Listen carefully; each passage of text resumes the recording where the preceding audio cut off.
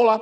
Na nossa dica de hoje para o site G1, a gente vai estar falando sobre óxidos ácidos. O que são óxidos? Só lembrando rapidinho, óxidos são substâncias binárias, onde um dos átomos é o átomo de oxigênio, do elemento oxigênio. E um óxido ácido tem característica qual principal? É um óxido que quando a gente reage com água, acaba formando um ácido, no caso um oxiácido. Então a gente vai montar aqui um exemplo bem fácil, trabalhando com 3 casos. O primeiro caso é o trióxido de enxofre, que aparece na oxidação do enxofre e também na combustão dos combustíveis fósseis. Quando a gente queima, por exemplo, óleo diesel, gasolina, querosene, dos escapamentos dos carros acaba liberando dióxido de enxofre, que forma posteriormente o trióxido de enxofre. O trióxido de enxofre, reagindo com a água, vai formar agora um oxiácido. Lembrando, oxiácido começa primeiro com hidrogênio. Eu vejo aqui, quantos átomos de hidrogênio tem? 2. Então eu coloco 2 átomos de hidrogênio. Tem um átomo de enxofre, a gente coloca o S, e se eu somar, eu tenho agora 4 átomos de oxigênio. 3 aqui no trióxido, mais um da água. Então eu venho aqui e coloco H2SO4. Então trióxido de enxofre com água formou H2SO4, que é o nosso ácido sulfúrico. Fazendo a mesma regrinha, dióxido de carbono, reagindo com a água, eu tenho 2 átomos de hidrogênio, então a gente vem aqui e coloca os 2 átomos de hidrogênio. Um átomo de carbono, só o átomo do carbono, e se eu somar os 2 átomos do dióxido de oxigênio, o dióxido de carbono com o oxigênio da água, resulta em 3 átomos de oxigênio, H2CO3. Esses aqui são os principais ácidos dipróticos, formados por 2 átomos de hidrogênio, que é bom a gente guardar nos exercícios.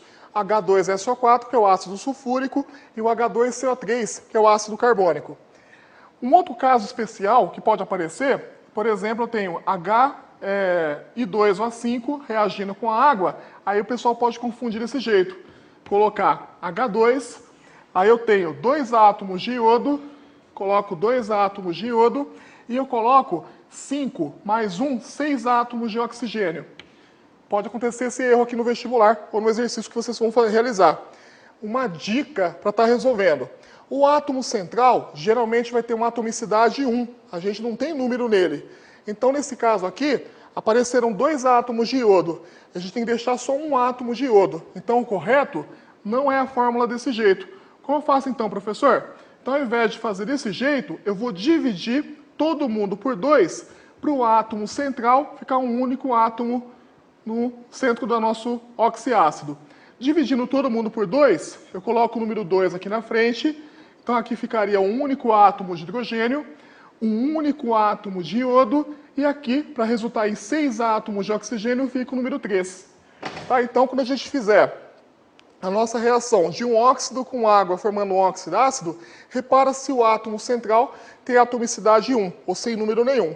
Se tiver um número, você divide e coloca o número na frente. Outra informação, aqui eu tenho ácido sulfúrico. Esse óxido, eu também posso chamar ele de gás ou anidrido sulfúrico. O que é o anidrido sulfúrico? É um óxido que reagiu com a água e forma ácido sulfúrico. Aqui eu tenho ácido carbônico. Como que eu posso chamar esse óxido? De gás ou anidrido carbônico. A gente não fala gás carbônico? O que é o gás carbônico? É o gás que reage com a água e forma ácido carbônico. E o I2O5, eu posso chamar também de anidrido iódico, que eu tenho um ácido iódico, e aqui eu tenho um anidrido, que é um óxido que reagiu com a água e formou o nosso oxiácido. Então essa é a nossa dica dos óxidos ácidos.